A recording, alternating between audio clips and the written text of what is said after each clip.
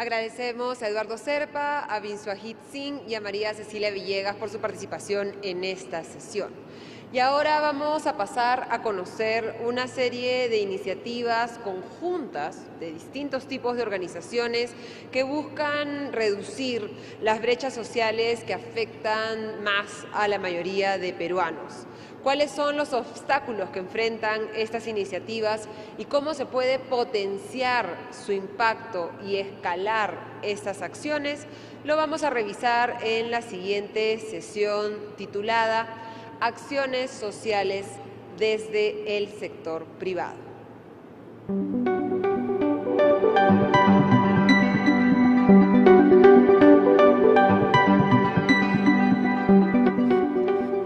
Invitamos al escenario a Javier Álvarez, representante de UNICEF Perú, a Joel Klimper, cofundador de Lucha, a María Fernanda Varela, gerente técnico de Pachamama Raimi, y Alfredo Torres, presidente ejecutivo de Ipsos Perú, quien conducirá esta sesión. Adelante.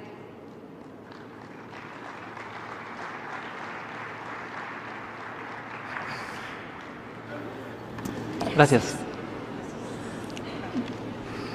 Bueno, bienvenidos a esta sesión. Quiero empezar la sesión compartiendo con ustedes algunos datos sobre cómo han evolucionado algunos indicadores sociales que son muy relevantes para nuestro desarrollo, ¿no? Hay algunos datos positivos, tampoco debemos olvidar eso. En los últimos décadas, ¿no? Desde el año 93, coincide con el censo que se hizo en ese momento, el 2007, el 2017, se ve un avance importante, por ejemplo, en lo que es el acceso a la red eléctrica, ¿no? Cada vez más peruanos, hoy día casi el 90% de los peruanos tienen acceso a la energía eléctrica y eso vale la pena destacarlo. Incluso en Cusco, un poco menos, hay más áreas rurales, más del 80%. En el caso del agua potable, también ha habido algún progreso, pero sin embargo acá todavía hay carencias muy importantes, ¿no? En términos numéricos, 2,5 millones de peruanos no tienen agua potable en sus viviendas, más de 100.000 tampoco lo tienen en el caso del Cusco, ¿no? Son cifras preocupantes porque el agua potable, como sabemos, es esencial para la salud pública y más aún el tema de los servicios higiénicos. Y ahí también ha habido progreso de nuevo, prácticamente hemos pasado de 1/3 a casi 2/3 de acceso, pero sigue habiendo una gran deficiencia, ¿no? 3 millones de viviendas no tienen, digamos, desagües dentro de la vivienda y en el caso del Cusco la cifra es del orden de los 170.000. En el caso de la desnutrición también se aprecia una tendencia declinante, o sea, podríamos decir, ha habido algún progreso, aunque finalmente nos estamos ya estancando alrededor del 12-15% a nivel nacional, cifras parecidas, o porcentajes parecidos, quiero decir, en el caso de Cusco. Pero hay otros indicadores que no han ido tan bien, es el caso de la anemia. La anemia es persistente, se mantiene en tasas muy altas. Esta estadística corresponde a los niños menores de 3 años, y ahí vemos que la anemia a nivel nacional es el orden del 40%, 600.000 niños, y en el Cusco del orden del 50%, 30 y tantos mil niños de estas edades sufren de anemia. Entonces aquí hay una tarea pendiente muy importante. Y estos datos, desagüe, desnutrición, anemia, tienen que ver también, sobre todo los últimos, con el acceso a la alimentación. En la alimentación, lo que nos dice una encuesta reciente de Ipsos es que 1 de cada 4 personas de las ciudades y 1 de cada 3 en el ámbito rural ha pasado algún día sin comer por falta de recursos, bien sea en su casa o fuera de ella. Entonces tenemos aquí un tema bastante delicado que confrontar.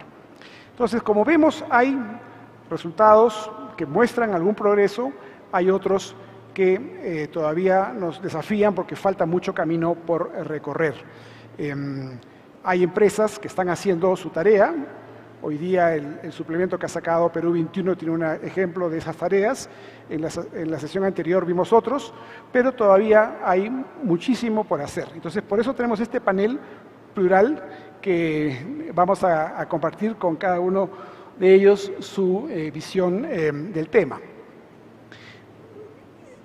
Para presentarlos adecuadamente, voy a revisar mis notas. Javier Álvarez es representante de la UNICEF en el Perú. Él tiene una larga experiencia de trabajo en el tema infantil, en el tema, por lo tanto, de la nutrición, la anemia infantil, no solamente acá, sino en otros países, inclusive mucho más desafiantes, digamos, ¿no? Ha estado en Kosovo y Afganistán, por ejemplo, ¿no? Y últimamente en Venezuela.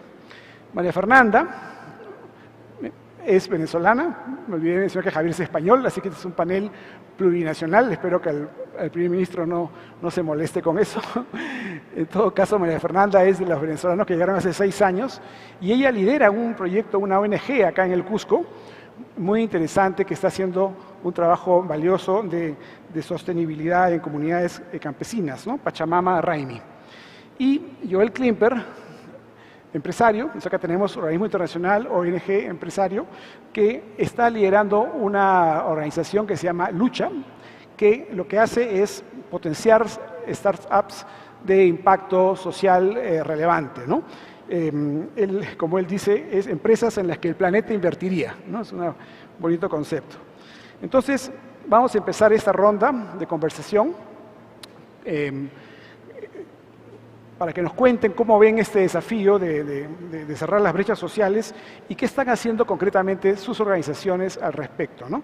Quisiera empezar por Javier, que tiene pues una amplia experiencia. ¿Qué podemos aprender en este foro de la UNICEF en este campo? Bueno, buenas tardes, Alfredo. Quería empezar comenzando con un agradecimiento al CADE y al IPAE por la oportunidad de estar hoy aquí. Veo que ya está funcionando. Muy bien. A modo de presentación, muy rápidamente, creo que todo el mundo reconoce UNICEF. UNICEF es el organismo de las Naciones Unidas para la Infancia. Presente en el Perú hace 72 años. En el 2025 vamos a cumplir ya casi mayoría de edad. Y con una relación muy fluida de muchos años con el sector público, con el sector privado. De hecho, muchos de las empresas que nos apoyan aquí en el Perú, el BCP, Talma, RPP, Intercorp, BBVA, Diners Club, están hoy aquí presentes y son parte de nuestro Consejo Consultivo y les queremos agradecer esto. Bueno, ¿dónde estamos en el Perú? Muchas veces me preguntan, ¿sois una ONG? No, muchas gracias, Alfredo, por aclarar, no somos una ONG, pero sí trabajamos en los territorios, trabajamos en Loreto, trabajamos en temas de emergencia, protección, salud, educación, políticas públicas, estamos en Huancavelica, Loreto, también en el norte de Lima, en Tumbes, acercando el servicio público, que es el que nosotros pensamos que de verdad hace una diferencia en los indicadores agregados a los niños y niñas del país. Bien, la pregunta que nos lanza aquí Alfredo, un poco cómo ampliar estas oportunidades, acabar con la pobreza extrema en el Perú, es una pregunta desafiante, pero tiene una respuesta sencilla, que creo que mucha gente antes que yo y muchos expositores lo han dicho. Es muy sencilla la respuesta y la respuesta es la inversión en la niñez, ¿no? La inversión en la niñez, y desde UNICEF siempre decimos lo mismo, en la etapa de oportunidad que son los 5 primeros años de vida. Y aquí, en esta foto, son unas niñas de Andahuaylas. La niña de la izquierda no participó en un programa que se llamaba Buen Inicio de UNICEF, y a pesar de ser mayor que la de la derecha, pesa aproximadamente 2 kilos menos y mide 10 centímetros menos. Esto es porque tenemos que invertir en la niñez. Estado nutricional de la niña de la izquierda, estado nutricional de una desnutrición crónica, que va a ser que la niña sea una cliente habitual y una carga onerosa para el sistema de salud por muchos años. La niña de la derecha, 2 años, 6 meses, estado nutricional normal. Pero vamos a mirar dentro qué es lo que pasa cuando dejamos de invertir en la infancia, ¿no? Dentro de los niños y las niñas. Muy rápidamente, espero no ponernos muy técnicos. La resonancia magnética de la izquierda muestra la diferencia de la actividad cerebral de un niño de 5 años en reposo donde ha tenido todos los cuidados, las conexiones neuronales, y se ve una actividad adecuada a su desarrollo. El cerebro humano, por cierto, se desarrolla en el 80% en los 3 primeros años de vida. O sea, tenemos 3 años para poder intervenir. Y la imagen de la derecha es prácticamente lo mismo. Es un niño que no tuvo cuidados. El cerebro de la derecha estuvo en un orfanato en la Rumanía de Ceausescu, y vemos no solamente que es más pequeña la cabeza, sino es que no tiene masa gris. Entonces, ¿por qué invertir en infancia? Precisamente por esto. Lo que acaba de presentar Alfredo muy rápidamente, el tema de la anemia en el país. En UNICEF somos optimistas pertinaces y optimistas sin fronteras, y además es que solo se recupera el 10%, pero en ese 10% es donde tenemos que aprender a saber qué es lo que está funcionando. Gracias, Alfredo. Gracias, Javier. Gracias. María Fernanda, tú trabajas en Pachamama Raimi, una ONG nacida en el Cusco, aunque sé que ya están en otros lugares muy remotos, que está orientada a la erradicación de la pobreza. Y también tienen un lema que me parece muy fuerte, es sembramos prosperidad. ¿Cómo es esa tarea de sembrar prosperidad?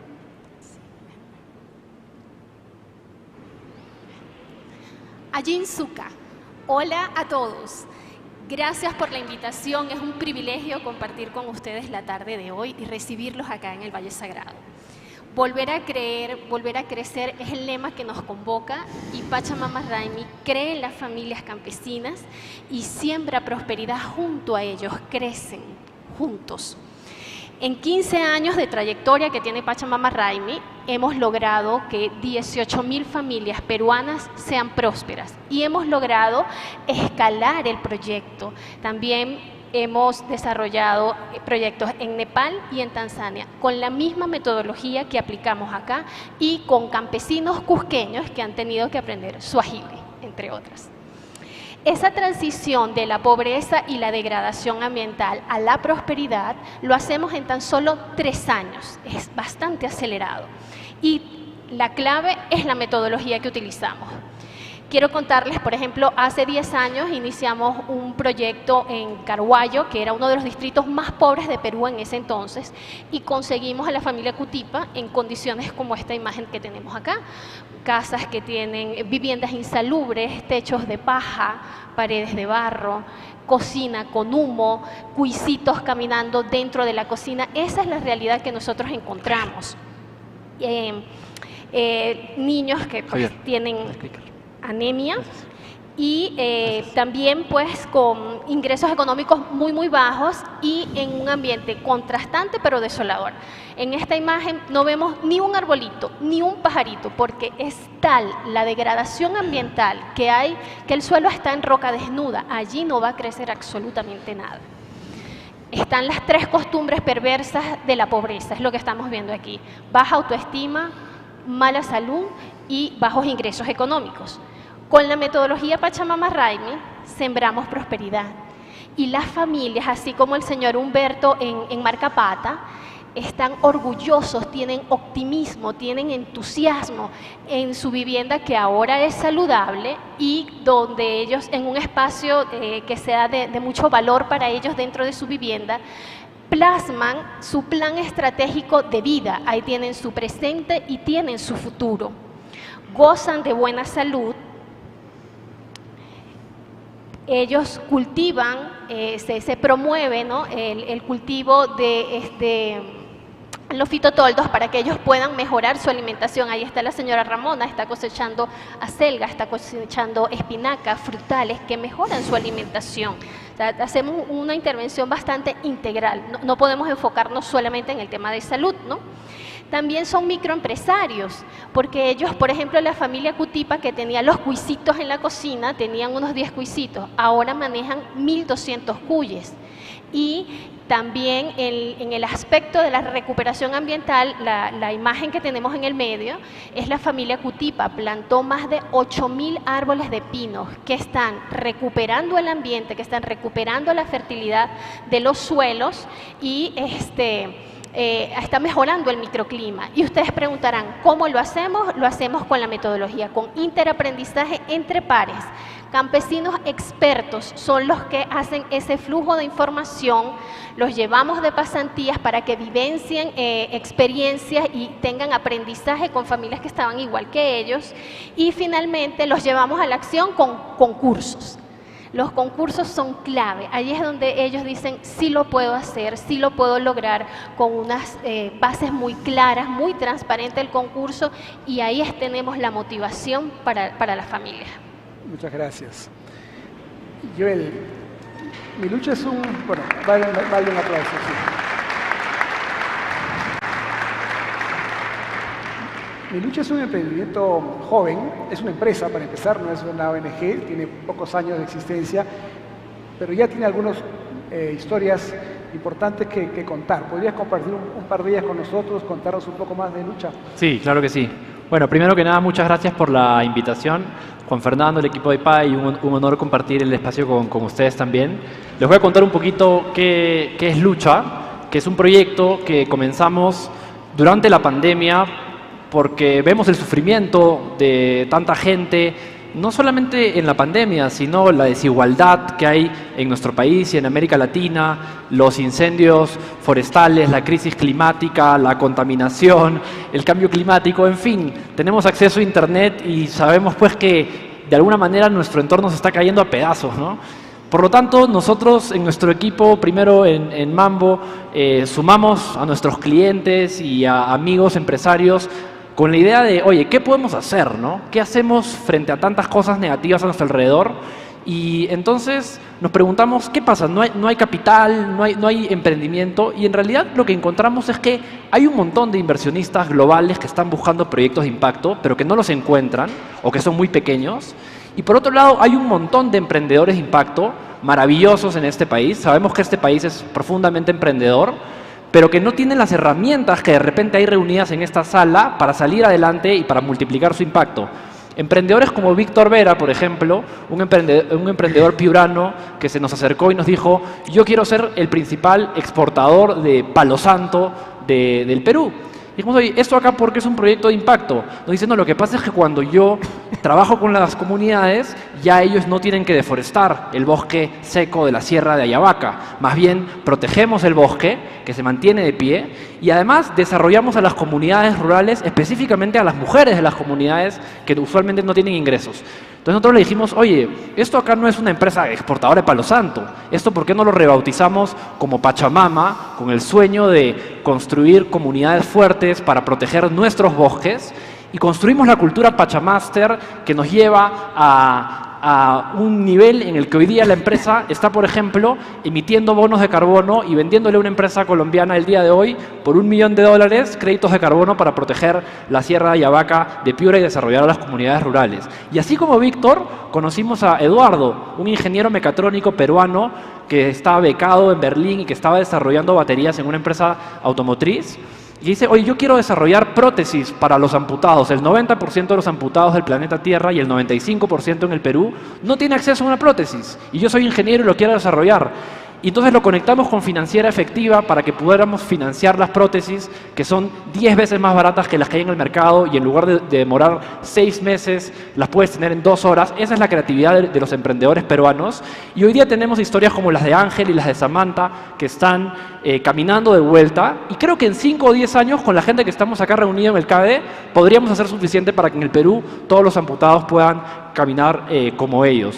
Así también Fiorella, fundadora de Te Apoyo, que es una empresa que le da crédito a mujeres de la economía informal y que hoy le hemos ayudado a construir el sueño de convertir mujeres invisibles en emprendedoras invencibles, y las 2.500 emprendedoras que ellas han financiado durante este año queremos que sean 25.000 en los próximos 2 años. De esa manera, convertir a Lucha en el terreno más fértil para sembrar una empresa de impacto, o como decimos nosotros, el terreno más fértil para sembrar empresas en las que el planeta invertiría. Muchas gracias.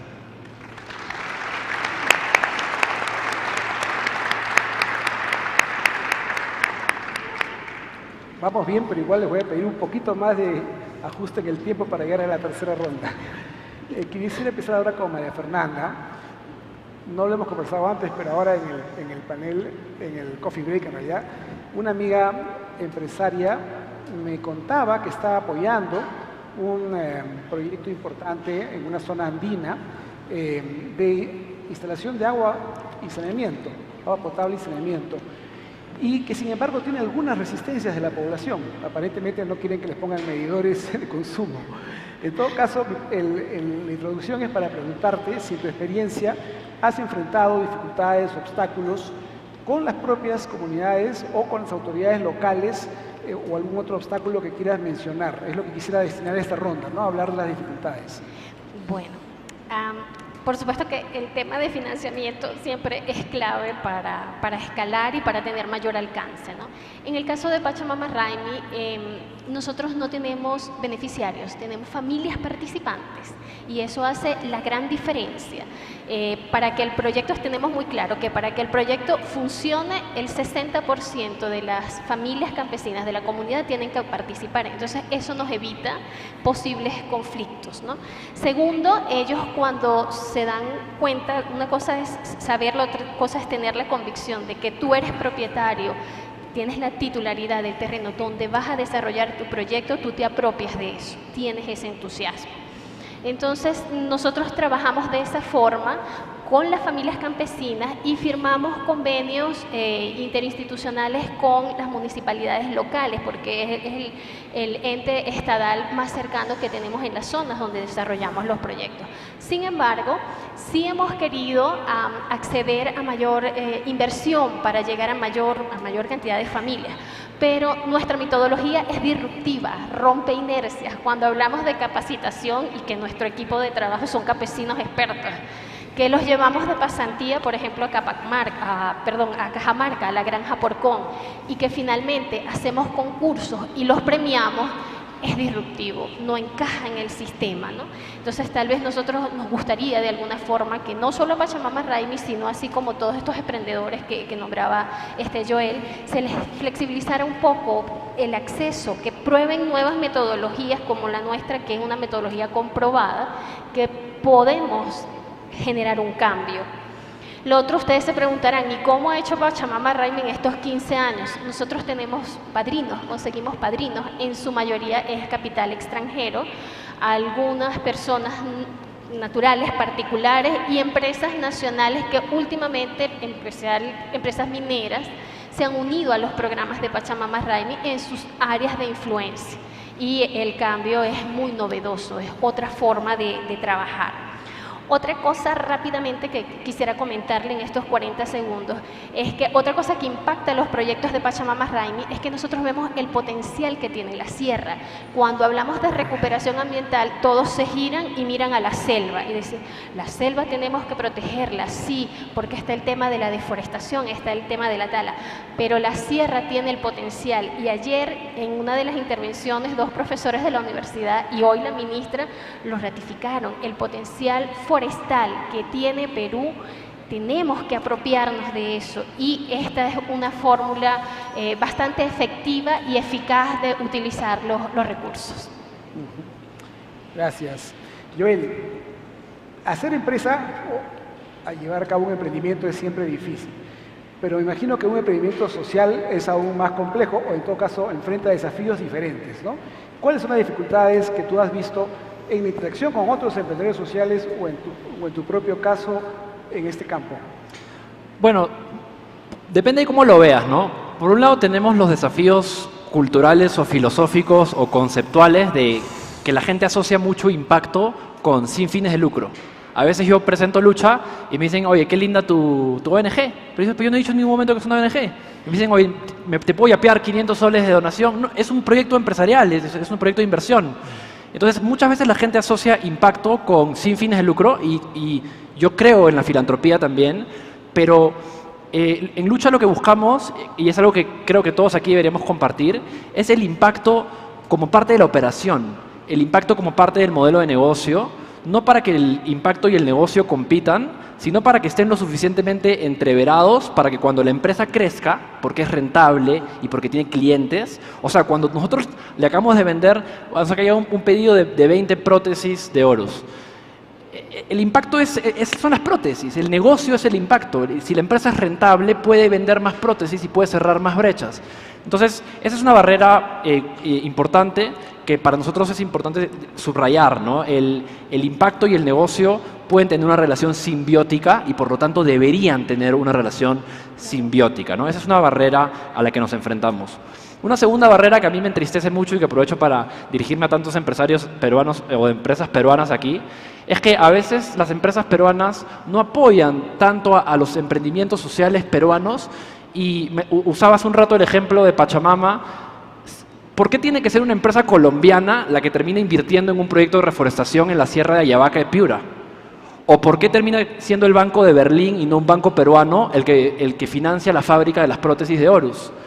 Yo entiendo que estamos viviendo un contexto difícil, pero creo que ese es el tipo de barreras que a mí me gustaría tratar de juntos derrotar.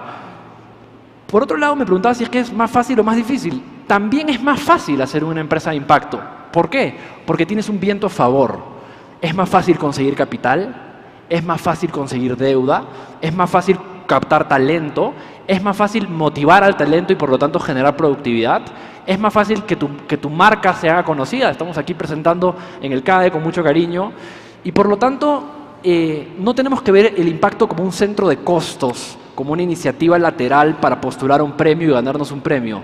Tenemos que meter el impacto en la operación para que entreverada con la operación genere un efecto multiplicador mucho más grande, y ese es el sueño que nosotros tenemos, que en el futuro, en el CADE, dentro de 10 años, dentro de 20 años, estemos todos aquí reunidos celebrando que las empresas de impacto peruanas son rentables, que los emprendedores de impacto peruanos se hicieron millonarios por resolver los problemas sociales y ambientales que sus empresas se atrevieron a proponer. Gracias, Joel. Gracias. Muchas gracias. Javier, en la experiencia de la UNICEF, tu propia experiencia personal, me imagino que tienen que interactuar mucho con los gobiernos, autoridades cambiantes, con agendas propias, cortoplacistas muchas veces, y en el caso del peruano, además, con 4 niveles de gobierno, ¿no? Nacional, regional, provincial, distrital. ¿Cómo ves este panorama? ¿Qué obstáculos encuentras? ¿Qué dificultades enfrentan cuando en esta telaraña? Muchas gracias, Alfredo. Sí, nosotros trabajamos a todos los niveles y obviamente para acercar el servicio público, para que acercar la vacuna, llegar hasta el brazo del niño, la suplementación alimentaria, etcétera, etcétera, tenemos que contar con los servicios públicos a nivel municipal. Y ahí es donde sí de verdad encontramos barreras importantes en cuanto a la capacitación del personal, en cuanto no al compromiso, el compromiso está ahí, hay mucho compromiso, gracias a Dios en Perú hay mucho funcionario medio que es de verdad muy comprometido con la misión. Y tenemos también en los temas de desarrollo infantil temprano, es muy importante conocer dónde están los niños y las niñas y las mamás gestantes. Entonces, esto es complicado muchas veces porque hay gente que se mueve mucho. Tenemos que hacer ese mapeo exhaustivo, hacer que los papás y las mamás tengan la información de por qué se tienen que acercar al servicio de salud, y si han retrasado sus visitas, que no se sientan mal, no tenemos que hacerles sentir mal por eso. También muy importante es para nosotros lo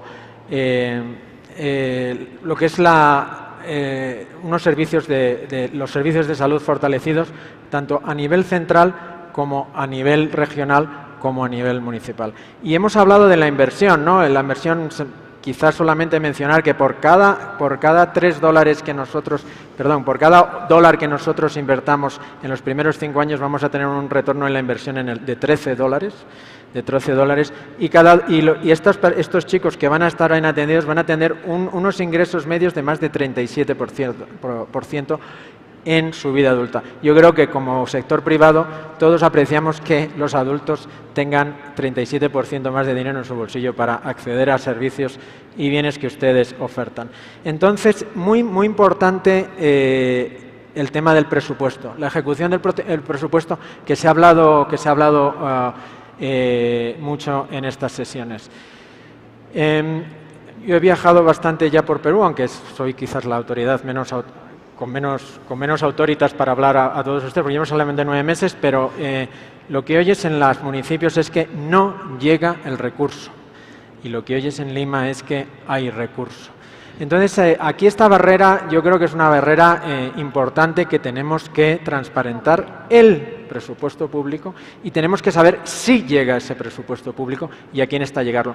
Y a la hora de diseñar ese presupuesto público tenemos que focalizarlo en niños y en programas de verdad que nos ayuden a movilizar, mover los indicadores. Por último, muy rápidamente, el sector privado, súper importante su rol, no solamente incluir este tipo de programas dentro de su modelo de negocio, pero también pensar en escala, intentar mover cuando se acerquen a UNICEF. Nosotros no vemos nuestra ayuda como algo asistencialismo, sino vemos como algo que de verdad estamos invirtiendo en el futuro del país.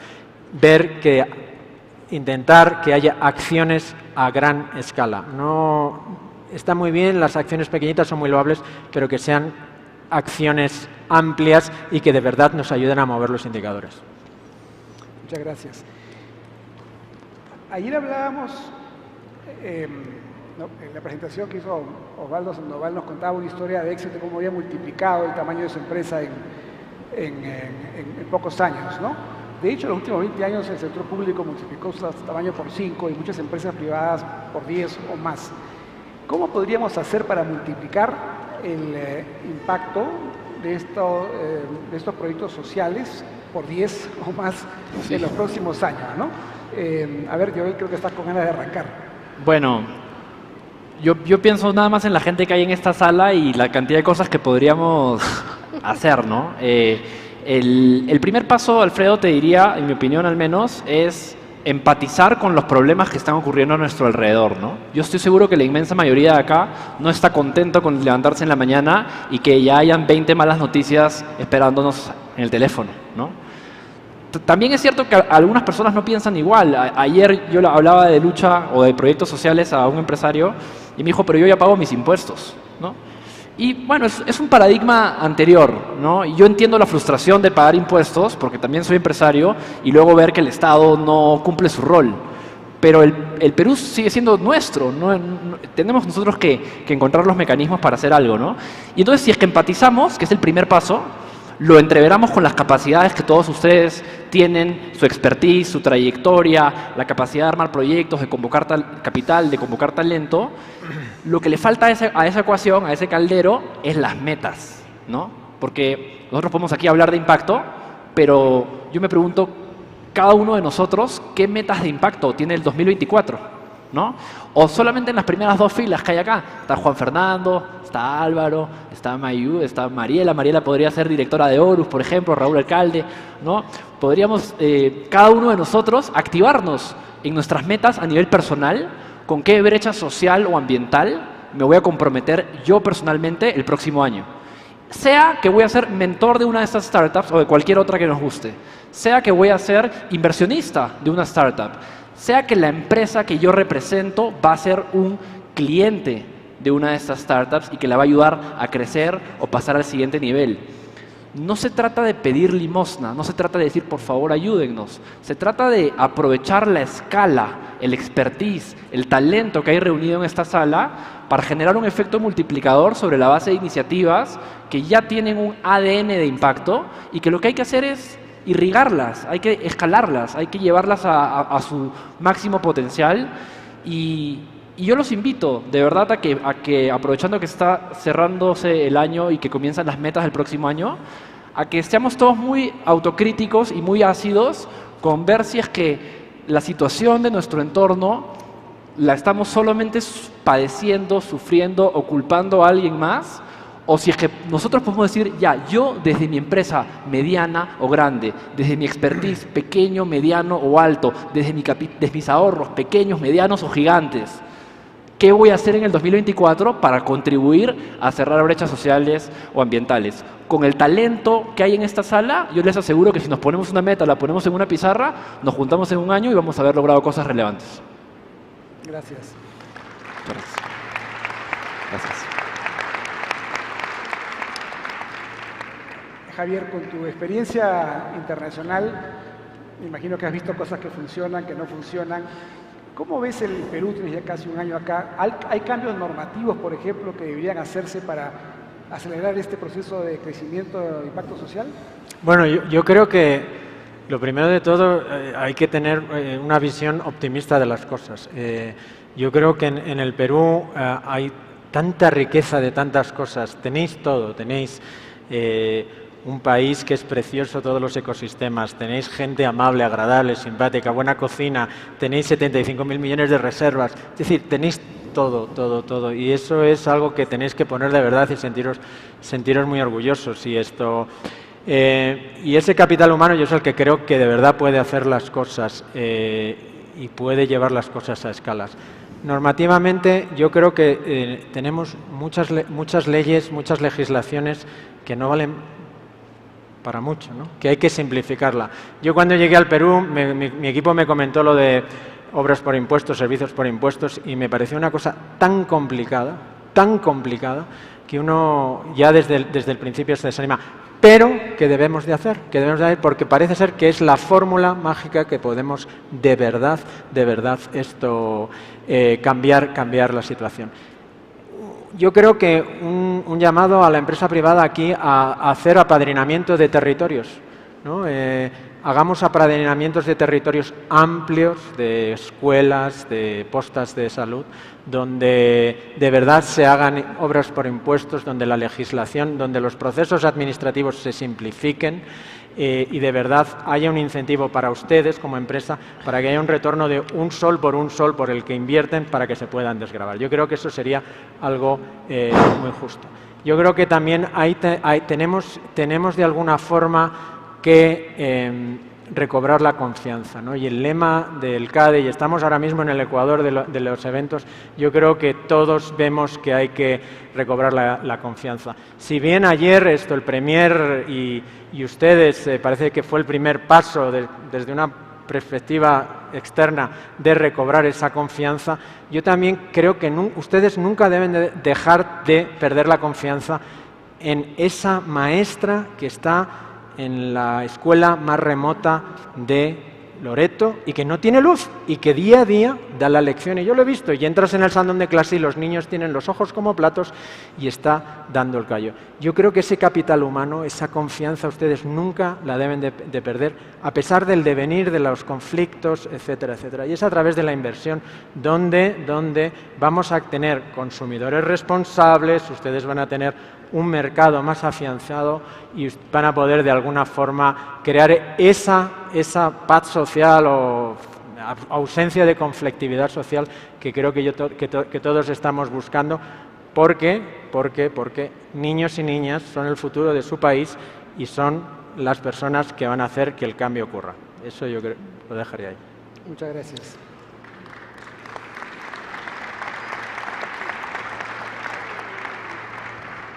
María, a partir de tu experiencia en Pachamama, con el mundo andino, incluso provincias altas, ¿no? Esta misma pregunta, ¿no? ¿Cómo podríamos hacer para multiplicar por 10, no solamente Pachamama, sino en general proyectos similares al tuyo, ¿no? Este proceso de mover a los campesinos a volverse, pues, emprendedores sostenibles, ¿no? Sí, mira, yo creo que el tema de flexibilizar un poco y dar esa oportunidad a nuevos emprendedores o nuevas metodologías como la nuestra es fundamental. En el caso de Pachamama Raimi, nuestra metodología es copyleft. Entonces cualquiera puede copiar nuestra metodología. Nos encantaría que nos copiaran, que en cada región de Perú estuviese un Pachamama Raimi. Claro, los primeros pasos para inducir en la metodología de nuestra mano y para garantizar una buena copia. Lo otro, nosotros tenemos, nos encantaría invitar a todos los empresarios que están acá a unirse a nuestros programas. Nosotros tenemos 2 programas muy amigables. Tenemos Sembrando Prosperidad en los Distritos. Nosotros solo que necesitamos es de capital para invertir en ellos. Está Colcha, está Aco, Jacomayo, Paucartambo. Sabemos exactamente cómo hacerlo. La inversión, nosotros tenemos ya establecidos, ¿no?, muy claros nuestros costos. $1.000 por familia y en 3 años la familia sale de la pobreza, está en el círculo virtuoso de la prosperidad y de la recuperación ambiental. También tenemos programas, un programa más pequeño, más adaptado y que se vio muchísimo, tuvo bastante acogida en medio de la pandemia, que es un sol equivale a un árbol en campo. Y es muy accesible y es parte de lo que queremos ofrecerles y brindarles a ustedes el día de hoy. Únanse a nosotros en Pachamama Raimi. Y la última novedad que podemos escalar nosotros y trabajar con este tema de multiplicar ese optimismo en las familias y esa visión de futuro para la sierra. La sierra es la clave de la recuperación ambiental para Perú. Muchas gracias. Bueno, quisiera terminar con 1 minuto cada uno, con un mensaje, digamos, síntesis que pudieran compartir con nosotros, como qué nos llevamos de conclusión, ¿no? Empezando con Javier. Bueno, yo muy rápidamente simplemente comentaros que desde UNICEF estamos a la disposición de todos ustedes del sector privado para hacer que el desarrollo infantil temprano, esos 5 años que tenemos de oportunidad, sea un desarrollo, un crecimiento equitativo e inclusivo de todos los niños y niñas del Perú, porque creo que el futuro de este país mucho depende de esos 5 primeros años. María Fernanda. Sí, pues nosotros sabemos que las familias son protagonistas de su desarrollo, solo necesitan ese acompañamiento y esa confianza y ese vínculo que hemos generado en Pachamama Raimi en estos 15 años. Creemos que es posible, la sierra es la solución para todo el tema de aporte en cuanto a soluciones basadas en la naturaleza y salir de la pobreza. Joel. Bueno, yo quisiera cerrar dando un mensaje optimista, ¿no? Hace un rato afuera me preguntaba en una entrevista si creía que Perú iba a salir adelante de esto y, bueno, de las cosas que hemos salido, ¿no? De las cosas que hemos salido dramáticamente peores que esta. Pero sí creo que para salir de esta situación tenemos que reincorporar un poco de sentido de urgencia. ¿Se acuerdan en la pandemia, por ejemplo, que cuando ustedes entraban a un medio de comunicación a leer, no sé, un periódico, te recibía un contador, ¿no?, de cuántos contagiados, hospitalizados y fallecidos hemos tenido al minuto? Se actualizaba en tiempo real. Y te mandaban por WhatsApp cadenas de cuántas camas UCI habían disponibles por distrito, por hospital y actualizadas. ¿Qué pasó con esos contadores? ¿Qué pasó con esas cadenas de emergencia social? La emergencia social y ambiental, que están muy conectadas, no comenzó con el COVID, ni terminará con el COVID, ni terminó con la pandemia. La crisis social sigue. Hace un rato Alfredo atrás me decía que en los últimos 4 años entre 3 y 4 millones de hogares han entrado en una situación de pobreza. No sé si podemos dimensionar lo que significa ese sufrimiento. Entonces yo creo que tenemos que, para salir adelante, y vamos a salir adelante, tenemos que prender de vuelta a los contadores, tenemos que prender de vuelta el sentido de urgencia y hacerle honra al lema del CADE, ¿no? Volver a creer para volver a crecer, pero volver a creer en que juntos vamos a salir adelante de esto, ¿no? Ese sería mi mensaje final. Gracias. Muchas gracias. Por mi parte, yo me quedo también con un par de reflexiones, ¿no? Primero, que hay muchas oportunidades para ser padrinos de distintos proyectos de gran impacto social y ambiental, ¿no? Aquí hemos visto uno muy exitoso, pero realmente hay muchos. Y en segundo lugar, que una clave para que estos sean sostenibles quizá está en el concepto del emprendimiento. Hoy día Perú 21 publicaba una encuesta donde dice que la gran mayoría de las personas quiere ser emprendedora. Lo estamos viendo también en el campo, lo estamos viendo con los proyectos que auspicia Joel. Hay una gran capacidad de emprendimiento que debemos alinear en este mismo objetivo de desarrollo social, de manera tal que no tengamos solo crecimiento económico, sino también crecimiento social. Muchas gracias. Vamos.